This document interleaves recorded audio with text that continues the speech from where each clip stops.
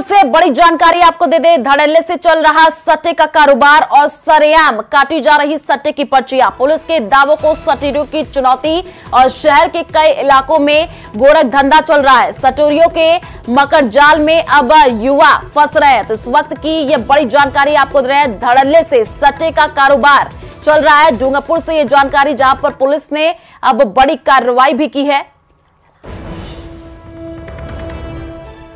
तो धड़ल्ले से सट्टे का कारोबार चल रहा था और पुलिस ने ये बड़ी कार्रवाई की है। सरेआम सट्टे की पर्चियां काटी जा रही, तो इसी को लेकर के अब पुलिस के दावों को सट्टेरियों की चुनौती है और इसको लेकर के अब शहर के कई इलाकों में ये खबर आ रही है कि गोरख धंधा चल रहा है। तो सट्टेरियों के मकर जाल में जो युवा है वो फंसते जा रहे हैं और सरेआम जो है सट्टे की पर्चियां काटी जा रही हैं। तो डूंगरपुर से ये बड़ी जानकारी आपको दे रहे हैं, जहां पर धड़ल्ले से सट्टे का कारोबार चल रहा है और जो युवा है वो इसमें फंसते जा रहे हैं। सरेआम जो सट्टे की पर्चियां है वो खुलेआम काटी जा रही हैं और पुलिस के दावों को सट्टेरियों की चुनौती। अब इसको लेकर के देखना होगा पुलिस कैसे कार्रवाई करती है, क्योंकि शहर के कई इलाकों में ये गोरख धंधा चल रहा है। सट्टेरियों के मकर जाल में जो युवा है वो अब फंसते जा रहे हैं।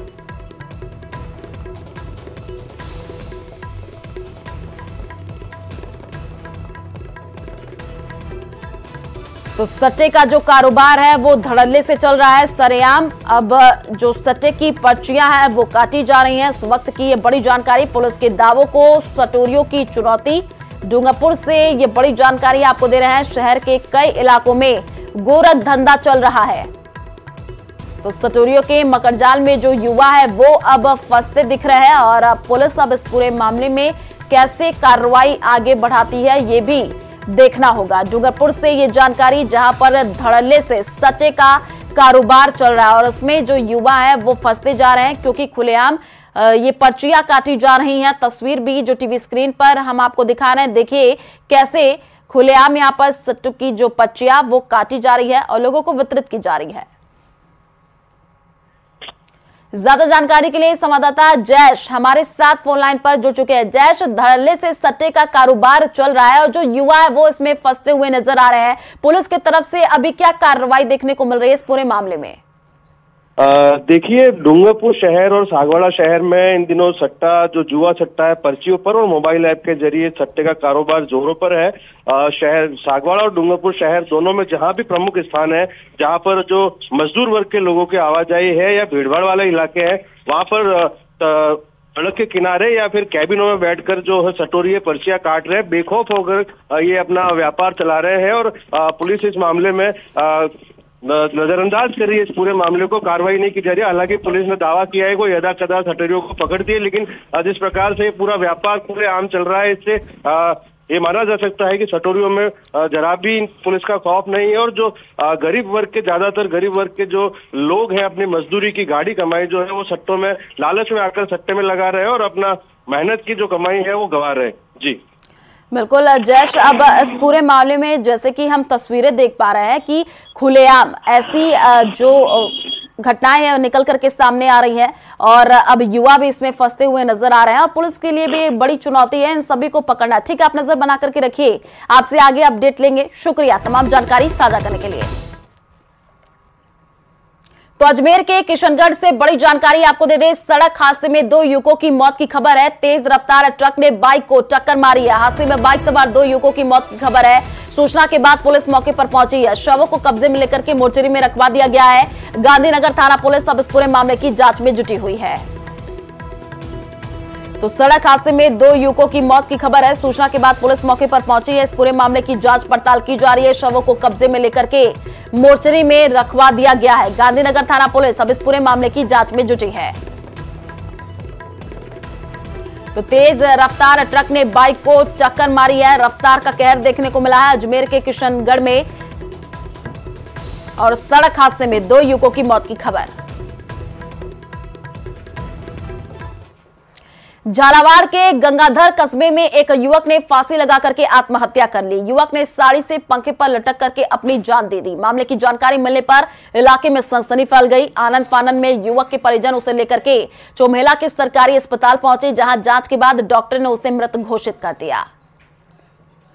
जरिए मोबाइल हॉस्पिटल चोमेला से सूचना मिली कि गंगाधर निवासी बबलू पिता कन्हैयालाल मेहर उम्र 35 साल ने फांसी लगा कर आत्महत्या कर ली है। इस सूचना पर रवाना होकर हॉस्पिटल चोमेला पहुंचा, जहां पर परिजनों ने लिखित रिपोर्ट पेश की। मृतक का पंचायतनामा बनाया जाकर के एमओ साहब से मृतक का पोस्टमार्टम करवाया गया। बाद कार्रवाई मृतक की लाश को परिजनों के सुपुर्द की गई। तो प्रतापगढ़ से बड़ी जानकारी आपको दे दें, मोबाइल की दुकान में चोरी हुई है और इसकी सीसीटीवी फुटेज भी सामने आई है। आपको बता दें कि मोबाइल की दुकान में चोरों ने हाथ साफ किया है। 100 से 125 फोन, 30,000 कैश चोरी किया गया और 15 लाख की कीमत के जो मोबाइल फोन है वो चोरी किए गए हैं। सीसीटीवी में अब चोरी की जो पूरी वारदात है वो कैद हो चुकी है। तो प्रतापगढ़ से ये बड़ी जानकारी आपको दे रहे हैं, जहां पर मोबाइल की दुकान में चोरी की ये घटना सामने आई है। सीसीटीवी में ये पूरी वारदात कैद हो गई है। मोबाइल की दुकान में चोरों ने हाथ साफ किया है। अब सीसीटीवी फुटेज सामने आया है, जिसमें चोर देखिए दुकान के अंदर घुसते हैं, वहां पर चोरी करते हैं और वो जो सीसीटीवी फुटेज है वो टीवी स्क्रीन पर दिखा रहे हैं आपको। 100 से 125 फोन, 30,000 कैश चोरी करके ये चोर फरार हो गए हैं। तो 15 लाख की कीमत के मोबाइल फोन की चोरी की ये खबर है। प्रतापगढ़ से ये बड़ी जानकारी, तस्वीरें भी टीवी स्क्रीन पर है। सीसीटीवी में चोरी की ये पूरी वारदात कैद हो चुकी है और आप देख पा रहे हैं कैसे चोर दुकान के अंदर घुसते हैं और चोरी करके फरार हो जाते हैं।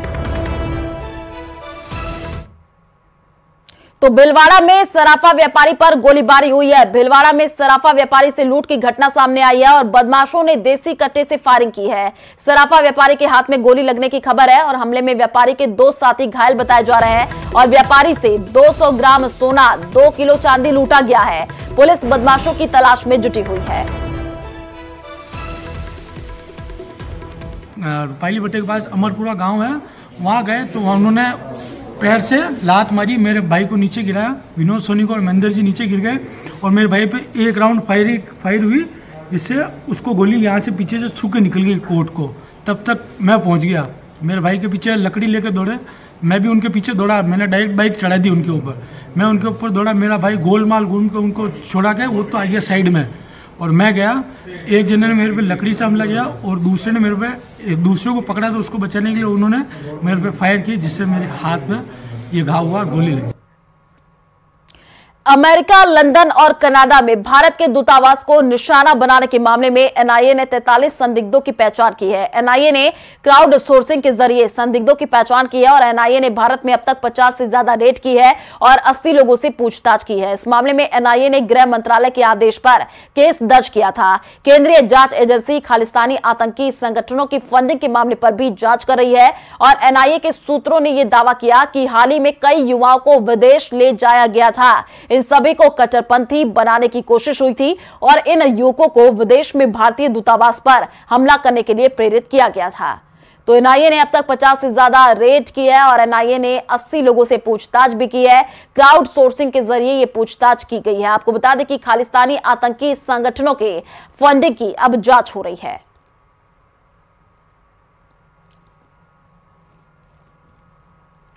तो एनआईए का 43 आरोपियों की पहचान का दावा अब किया जा रहा है। भारत के दुश्मनों पर एनआईए ने नकेल कसी है। यूके, अमेरिका और कनाडा में हमले हुए थे, सभी पर भारतीय संस्थानों पर हमले का आरोप। अब इसको लेकर के एनआईए पूरी तरीके से एक्शन मोड में नजर आ रही है।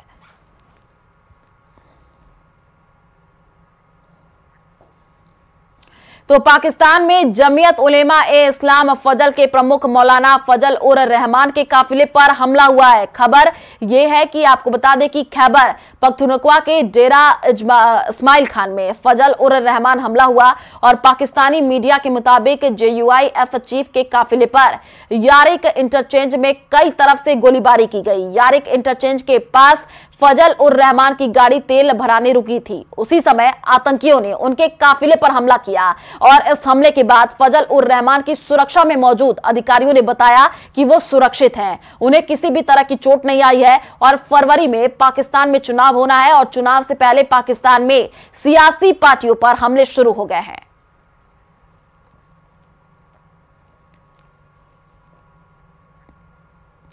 पीओके में आतंकियों का लॉन्च पैड पहली बार कैमरे में कैद हुआ है। न्यूज 18 इंडिया पर आप इन तस्वीरों में एलओसी पार पाकिस्तानी आतंकियों के लॉन्च पैड देख सकते हैं। सेना का यह दावा है कि एलओसी के दूसरी तरफ सीमा से सटे गांव वालों के घरों को आतंकी लॉन्च पैड के रूप में इस्तेमाल कर रहे हैं। तो वो तस्वीरें हम आपको टीवी स्क्रीन पर दिखाएंगे और ये तस्वीर देखिए, आप देख रहे हैं एलओसी पार पाकिस्तानी आतंकियों के लॉन्च पैड देखे जा सकते हैं इस तस्वीरों के माध्यम से।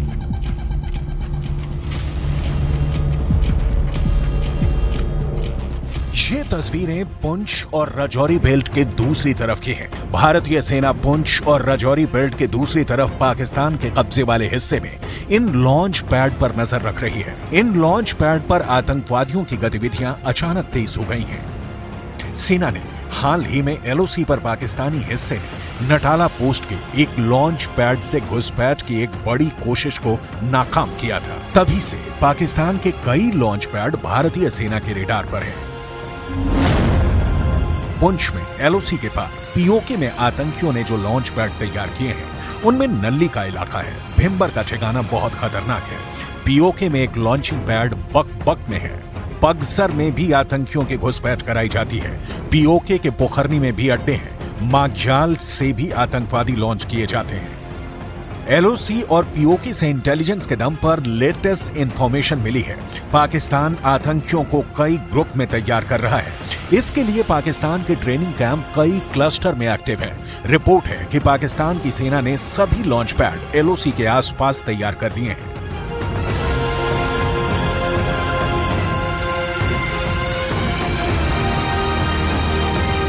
न्यूज 18 को मिली जानकारी के अनुसार ये लॉन्चिंग पैड एलओसी से बस कुछ ही किलोमीटर की दूरी पे हैं ताकि घुसपैठ में ज्यादा वक्त ना लगे। सेना की अगर हम बात करें तो सेना इन लॉन्चिंग पैड्स पर पूरी तरह से नजर रखे हुए हैं और अगर हम इंटेलिजेंस एजेंसीज, खुफिया एजेंसीज की बात करें तो वो भी पाकिस्तान की इन गतिविधियों को ट्रैक कर रही है। एक्सक्लूसिव रिपोर्ट ये है कि पीओके में आतंकियों के कैंप में कई मीटिंग हो रही है। इस मीटिंग में पाकिस्तान के खुफिया एजेंसी आईएसआई के अफसरों का लगातार आना जाना है। मीटिंग में कश्मीर के अंदर आतंकवादी हमलों को लेकर बात हो रही है और घुसपैठ की कोशिश तेज करने पर फोकस किया जा रहा है। न्यूज 18 को मिली जानकारी के मुताबिक आतंकवादियों के जो ठिकाने हैं वो पेशावर से लेकर मुजफ्फराबाद और बावलपुर तक फैले हुए हैं और अगर हम पाकिस्तानी सेना की बात करें वो पूरी तरह से इन आतंकवादियों की मदद कर रही है। ये भी जानकारी मिली है कि घुसपैठ से पहले इन आतंकवादियों को बावलपुर और कोटली लाया जाता है। आतंकवादियों के ये क्लस्टर मनशेरा में है, मुजफ्फराबाद में है, कोटी में है और मुरीदके के साथ बहावलपुर में है। मनशेरा पाकिस्तान में है और यहाँ बालाकोट, गढ़ी, हबीबुल्ला और पतरासी में टेरर कैंप है। मुजफ्फराबाद पीओके में है और यहाँ चेलाबंदी, सवाई नाला, मुस्करा अक्सा और तुलाई नाला में टेरर कैंप है। कोटली भी पीओके में है। गुलपुर, सेंसा, बराली और दुंगी में आतंकवादियों को ट्रेनिंग मिल रही है। पुंछ और राजौरी में हुए आतंकवादी हमले के पीछे ऐसे ही आतंकियों और उनकी मदद करने वालों का हाथ बताया गया है। जम्मू कश्मीर में इस वक्त आतंकी संगठन टीआरएफ काफी एक्टिव है, यानी द रेसिस्टेंस फ्रंट। इसका यह ग्रुप लंबे वक्त से जम्मू कश्मीर में आतंकी हमलों की प्लानिंग कर रहा है। नए अटैक में जो आतंकी शामिल रहे उनमें जैश से लेकर लश्कर और हिजबुल का कैडर एक्टिव रहा है। मुजफ्फराबाद से लेकर कोटली तक पाकिस्तान की सेना इस वक्त बहुत ज्यादा एक्टिव हो गई है। उसका पूरा फोकस घुसपैठ कराने पर है।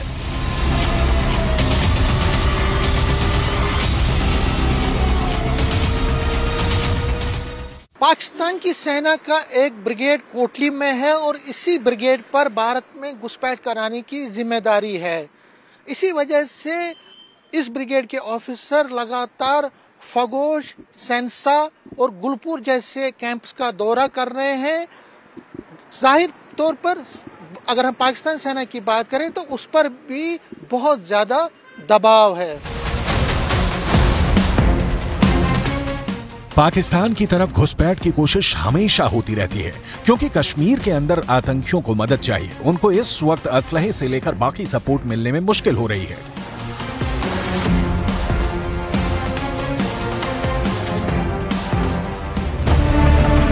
पुंछ और राजौरी बेल्ट की दूसरी तरफ से आई तस्वीरों से जाहिर है कि पाकिस्तान के कब्जे वाले कश्मीर में आतंकियों के लॉन्च पैड पर लगातार नजर रखी जा रही है।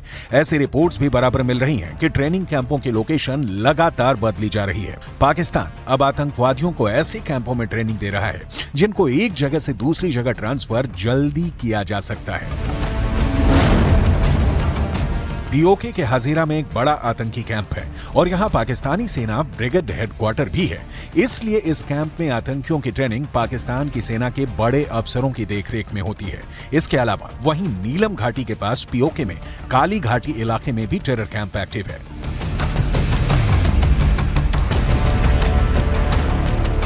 आतंकवादी कई किलोमीटर पहाड़ों को पार करते हुए घुसपैठ करते हैं। नदियों और नालों के बीच से होते हुए जंगलों से गुजरते हुए आतंकवादी भारत के हिस्से वाले कश्मीर में दाखिल हो जाते हैं, लेकिन इनकी लॉन्चिंग पाकिस्तान के कब्जे वाले कश्मीर से होती है, जहां बने हैं लॉन्चिंग पैड। यहां आतंकवादियों को पहुंचाने से पहले 2 तरह की ट्रेनिंग दी जाती है, या कह सकते हैं कि उनको 2 आतंकवाद वाले कोर्स कराए जाते हैं। पहला कोर्स 3 महीने का है, जिसमें आतंकवादियों को एडवांस कॉम्बैट ट्रेनिंग दी जाती है। उनको AK-47 जैसे कुछ छोटे हथियार चलाना सिखाया जाता है। दूसरे कोर्स में उन्हें कमांडो ट्रेनिंग दी जाती है। जंगलों में जिंदा रहना और GPS और वायरलेस जैसी कई तरह की तकनीकी ट्रेनिंग भी दी जाती है। पाकिस्तान के कमांडो दस्ते SSG को इस वक्त बड़ा मिशन दिया गया है। उनका काम है आतंकवादियों को घुसपैठ कराना और उनके आत्मघाती दस्तों को LOC पार कराने के साथ कवर फायर देना। इसके लिए पाकिस्तान की बैच यानी बॉर्डर एक्शन टीम भी काम पर लगा दी गई है। इस टीम में आतंकवादियों को चीन से मंगाए गए नए हथियार और नाइट विजन डिवाइस भी दिए गए हैं, ताकि रात में भी घुसपैठ को मुमकिन किया जा सके। तो इजराइल ने पूरी गाजा पट्टी में कोहराम मचा करके रख दिया है। हालांकि हमास ने भी दावा किया है कि इजरायली सेना को भारी नुकसान पिछले 24 घंटे में हुआ है और अब ये लगभग तय हो चुका है कि साल 2024 गाजा के लिए काल बनकर आ गया है। भारी नुकसान झेलने के बाद इजरायली सेना बुरी तरीके से बौखला गई है। वही हमास ने इस वक्त मध्य गाजा, दक्षिणी गाजा के खान यूनिस में इजरायली सेना पर भीषण हमले शुरू कर दिए हैं। देखिए रिपोर्ट।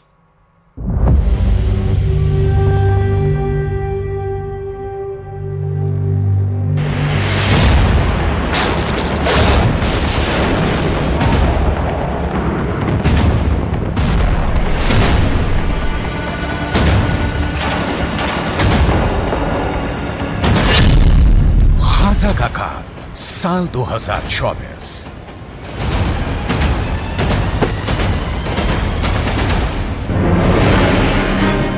गाजा युद्ध को लगभग 3 महीने होने जा रहे हैं, लेकिन अभी तक इजरायल की IDF गाजा से हमास लड़ाकों का सफाया नहीं कर पाई है। हालांकि पिछले 36 घंटों में इजरायली सेना ने हमास के लड़ाकों के साथ साथ 200 से ज्यादा फिलिस्तीनियों को मार डाला है।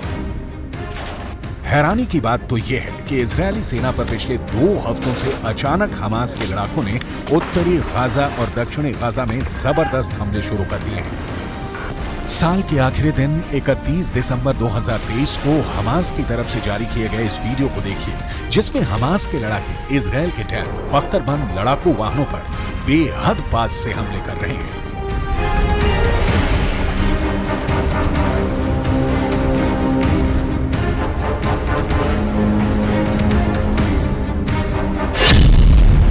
हेलमेट पहन रहे हैं टैंकों का कब्रिस्तान गाजा। हमास का टैंकों पर हमला। 31 दिसंबर 2023 को हमास की तरफ से जारी इस वीडियो को देखिए, जिसमें हमास लड़ाके बेहद करीब से इजरायली टैंक के ऊपरी हिस्से पर सीधा हमला कर रहे हैं। हमास का दावा है कि यह हमला इजरायली टैंकों पर दक्षिणी गाजा के खान यूनिस में किया गया है। हमास का दावा है कि यह हमला 30 दिसंबर 2023 को इजरायली टैंकों पर हुआ है।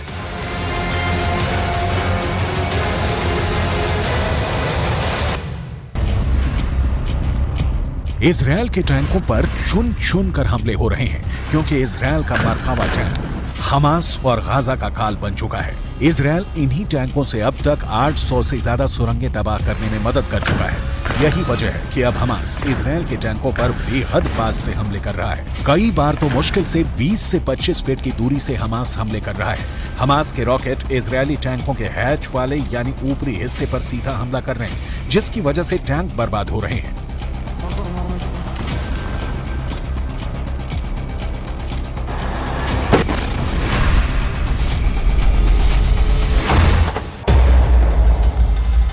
अब हमास की तरफ से जारी ये वीडियो देखिए, जिसमें हमास के लड़ाके गाजा में कब्रिस्तान बन चुके इमारतों के पीछे से इजरायली सेना पर हमला कर रहे हैं। दावा किया जा रहा है कि इस हमले में कई इजरायली सैनिकों की भी मौत हुई है।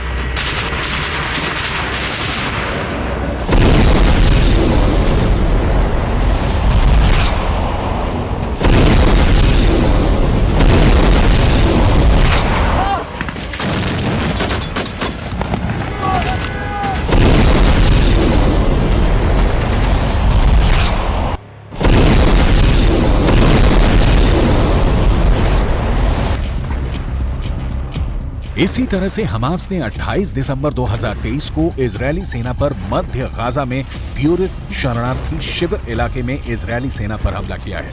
टैंक और पैदल सेना पर हमास इसी तरह से हमला कर रहा है। दावा किया जा रहा है कि इस इलाके में अभी भी इतनी ज्यादा सुरंगें बची हैं जहां से अचानक हमास के लड़ाके हमले कर रहे हैं।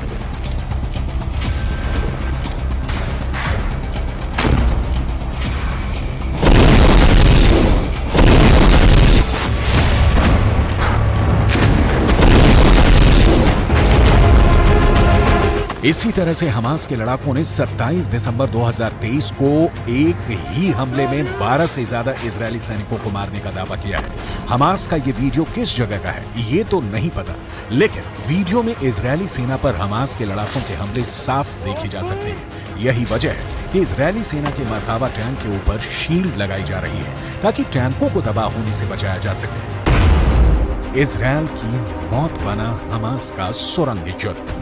अब तक इजरायल के 480 से ज्यादा सैनिक मारे जा चुके हैं। इसकी सबसे बड़ी वजह हमास की वो सुरंगें हैं जो अभी तक इजरायल तबाह नहीं कर पाया है। हालांकि नेतन्याहू पिछले हफ्ते गाजा पहुंच गए थे और उन्होंने इजरायली सेना के कमांडर्स और सैनिकों के बीच काफी वक्त बिताया। नेतन्याहू ने साफ कह दिया है कि अब किसी भी कीमत पर गाजा युद्ध नहीं रुकेगा, चाहे भले ही गाजा युद्ध लंबा चले। अगर हम गाजा में फिलिस्तीनियों और हमास के लड़ाकों पर नजर डालें तो तस्वीरों और आंकड़ों से बिल्कुल साफ हो जाता है कि इजरायल ने गाजा को पूरी तरह से कब्रिस्तान बना दिया है। गाजा में 70% से ज्यादा इमारतें तबाह हो चुकी हैं। 19 लाख फिलिस्तीनी शरणार्थी बन चुके हैं। भूखे, प्यास, बीमारी और बमों के हमलों ने गाजा में फिलिस्तीनियों को साक्षात नरक में पहुंचा दिया है।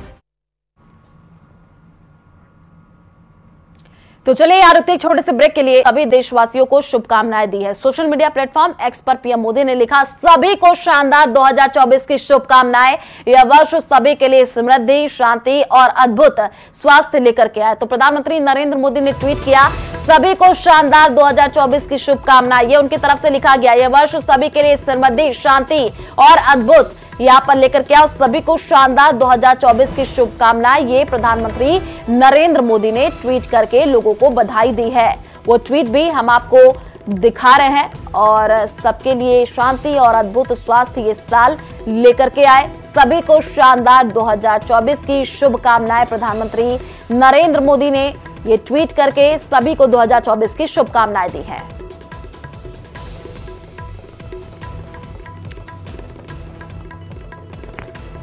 तो नए साल की शुभकामनाएं प्रधानमंत्री नरेंद्र मोदी ने सभी को शुभकामनाएं दी है। जैसे कि आप देख पा रहे हैं, ट्वीट हम आपको टीवी स्क्रीन पर दिखा रहे हैं।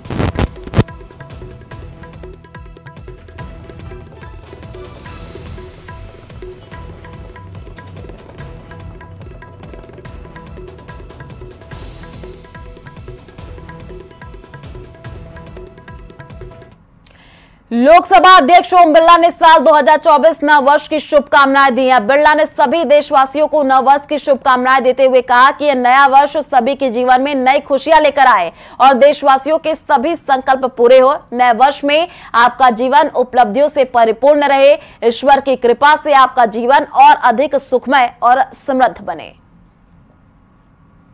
परिवारजनों, आपको नववर्ष 2024 की हार्दिक बधाई और शुभकामनाएं।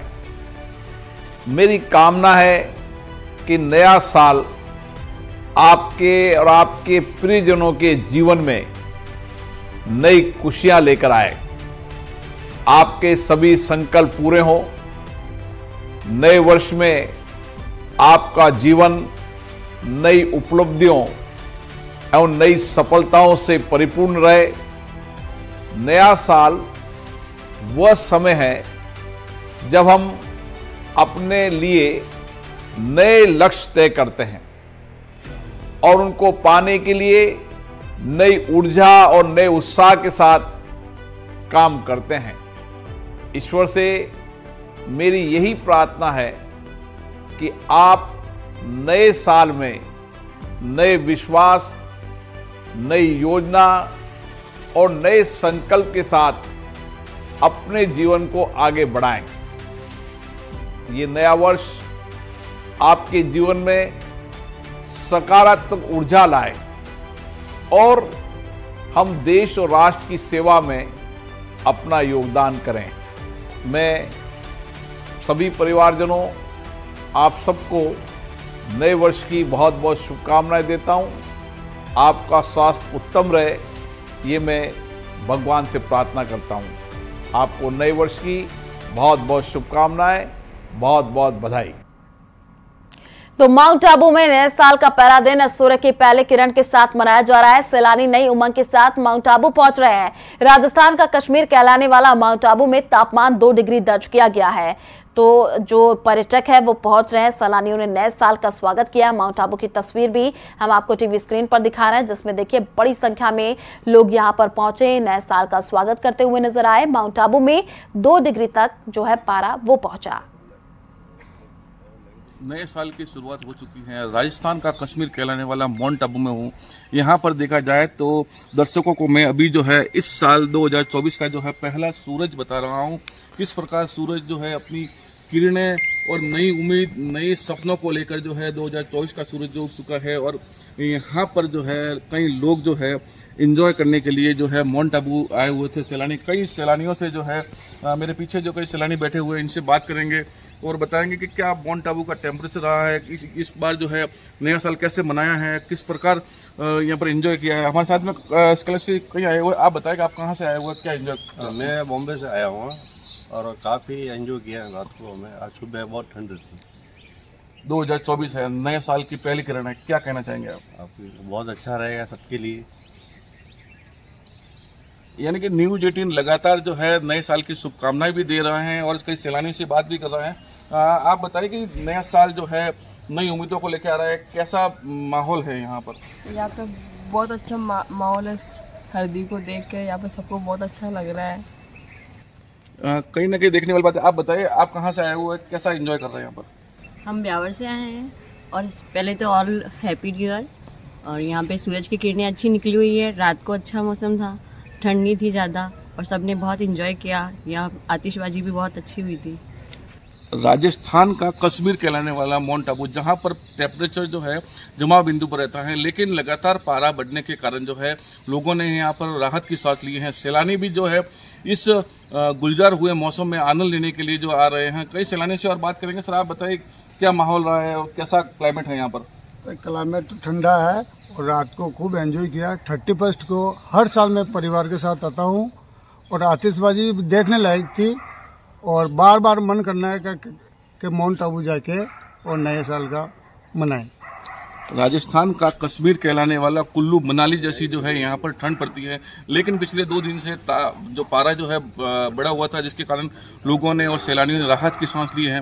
लोग जो हैं यहाँ पर एंजॉय करने के लिए आते हैं, पूरी फैमिली के साथ में यहाँ पर आए हुए हैं। कहीं ना कहीं देखने वाली बात यह है कि नए साल की उम्मीद, नए साल के सपने, नए साल को लेकर जो है कई संजोए हुए सपने जो लेकर जो है माउंट आबू लोग आए हैं, अपने परिवार के साथ में नया साल सेलिब्रेट किया है।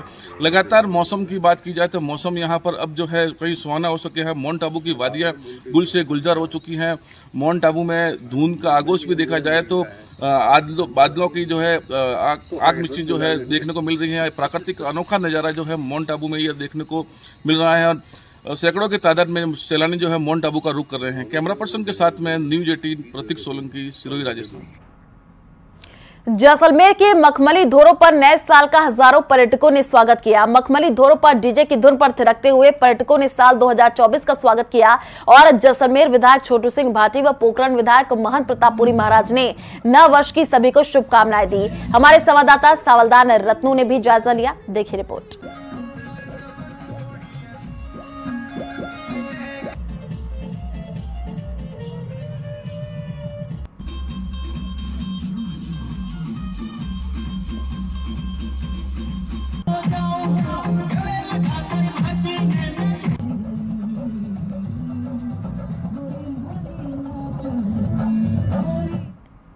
स्वर्ण नगरी जैसलमेर सम के मखमली धोरों पर हजारों पर्यटकों ने नववर्ष 2024 का आतिशबाजी के साथ वेलकम किया। जैसलमेर शहर व सम में देशी व विदेशी पर्यटकों की बूम नजर आई है, जिससे होटल व रिजॉर्ट हाउसफुल नजर आ रहे हैं। जैसलमेर व सम में कई नामी कलाकारों ने अपनी अपनी प्रस्तुतियां देकर के समा बांधा है। पर्यटक डीजे पर राजस्थानी गानों व हिंदी गानों पर थिरकते हुए नजर आए, वहीं एक दूसरे को नववर्ष की शुभकामनाएं देते हुए नजर आए। सम के ग्रेट खलीफा लग्जरी कैंप में नववर्ष पर विशेष कार्यक्रम का आयोजन किया गया।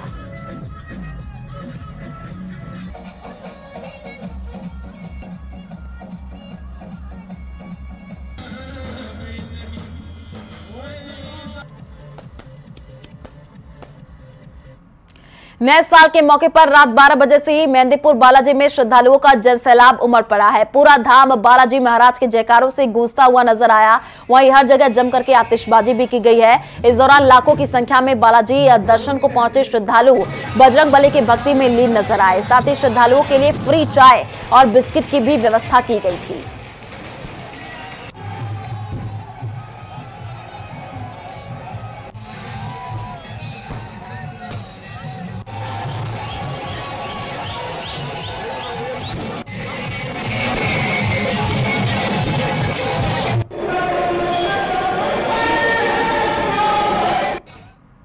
नए साल पर शहर के खड़े गणेश जी मंदिर में सुबह से ही भक्तों का जमावड़ा लग गया और 2024 की शुरुआत होते ही लोगों ने भगवान गणेश की आराधना करने के साथ अपने दिन की शुरुआत की। वहीं भक्तों के दरबार में पहुंचे भगवान गणेश के अब लोग दर्शन करते हुए नजर आए। इस दौरान कोटा में संवाददाता ने मंदिर पहुंच करके श्रद्धालुओं से बातचीत की।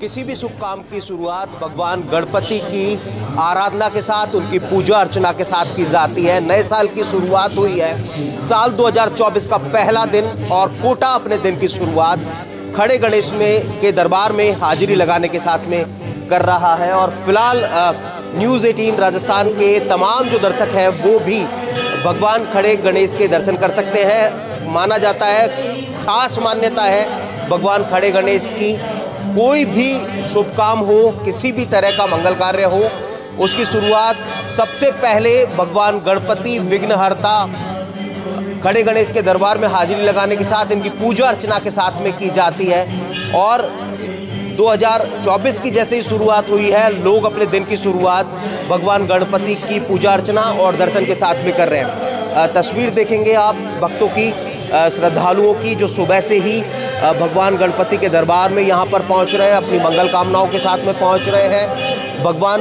गणपति से 2024 के लिए यहाँ पर आशीर्वाद लेने के लिए पहुँच रहे हैं। और निश्चित तौर पर खास होती है भगवान गणपति के दरबार में हाजिरी के साथ में शुरुआत 2024 की शुरुआत हुई है।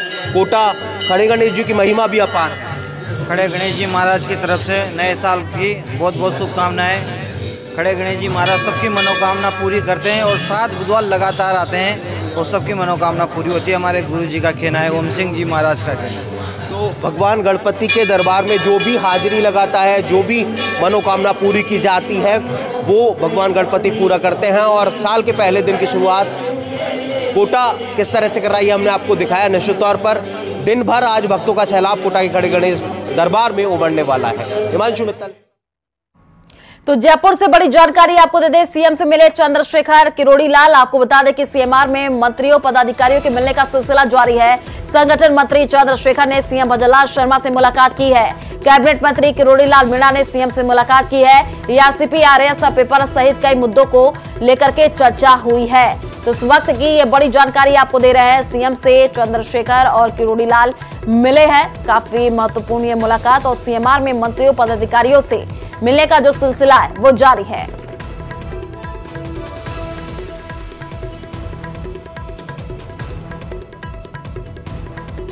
तो सीएमआर में मंत्रियों और पदाधिकारियों के मिलने का सिलसिला जारी है। ये बड़ी जानकारी संगठन मंत्री चंद्रशेखर ने सीएम भजनलाल शर्मा से मुलाकात की है। आपको बता दें कि कैबिनेट मंत्री किरोड़ीलाल मीणा ने भी सीएम से मुलाकात की है। काफी महत्वपूर्ण ये मुलाकात।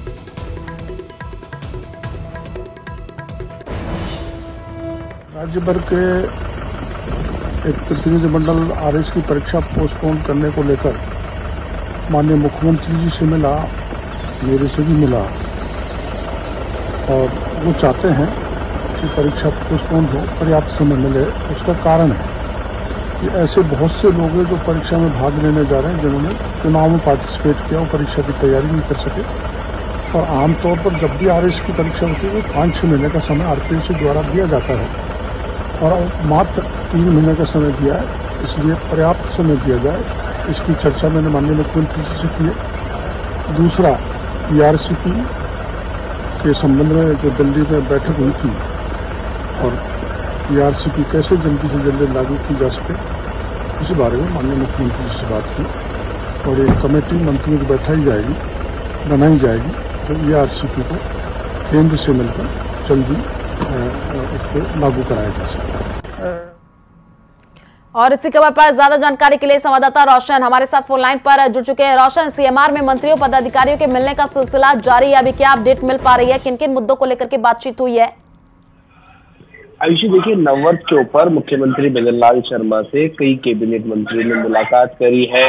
जो बीजेपी के संगठन महामंत्री हैं चंद्रशेखर, उन्होंने मुख्यमंत्री भजनलाल शर्मा से मुलाकात की है। ऐसे में ये जो मुलाकात कई मामलों के अंदर अहम इस वजह से मानी जा रही है कि अभी तक मंत्रियों के जो विभागों का जो बंटवारा है वो नहीं हो पाया। ऐसे में ये जो चर्चा है संभवतः इस बात को जोर और दे रही है कि जो मंत्रियों के जो बंटवारे को लेकर संभवतः मुख्यमंत्री भजनलाल शर्मा और जो बीजेपी के संगठन महामंत्री है उनके बीच में चर्चा हुई है। उसके बाद में जो कैबिनेट मंत्री किरोड़ी मीणा मुख्यमंत्री भजनलाल शर्मा से मुलाकात करने पहुंचे, जहां पर मुख्यमंत्री से किरोड़ी मीणा ने आरएस जो मुख्य परीक्षा है उसकी तिथि आगे बढ़ाने को लेकर आग्रह किया। साथ ही साथ ईआरसीपी जो प्रोजेक्ट है उसके ऊपर भी मुख्यमंत्री भजनलाल शर्मा से किरोड़ी मीणा ने चर्चा की और अपनी जो बात है वो आगे रखी। साथ ही साथ किरोड़ी मीणा ने इस दौरान मीडिया से चर्चा करते हुए कहा कि बहुत जल्द जो ईआरसीपी प्रोजेक्ट है वो धरातल के ऊपर आएगा। इसको लेकर मुख्यमंत्री भजनलाल शर्मा से उनकी कहा जा सकता है कि अच्छी जो मुलाकात हुई है, चर्चा हुई है, किस तरीके से जो प्रोजेक्ट है वो धरातल के ऊपर आए, इसको लेकर चर्चा की है। साथ ही साथ जो आरएस परीक्षा में भी किरोड़ी मीणा ने आश्वासन दिया है कि सरकार कि ये जो पूरा मामला है वो संज्ञान में है, इसके ऊपर भी जो उचित निर्णय लिया जाएगा। तो कुल मिलाकर कहा जा सकता है कि चाहे मंत्रिमंडल के जो बंटवारे का मामला रोशन, काफी अहम ये मुलाकात मानी जा रही है। आप नजर बना करके रखिए, आगे आपसे अपडेट लेंगे। फिलहाल शुक्रिया तमाम जानकारी साझा करने के लिए।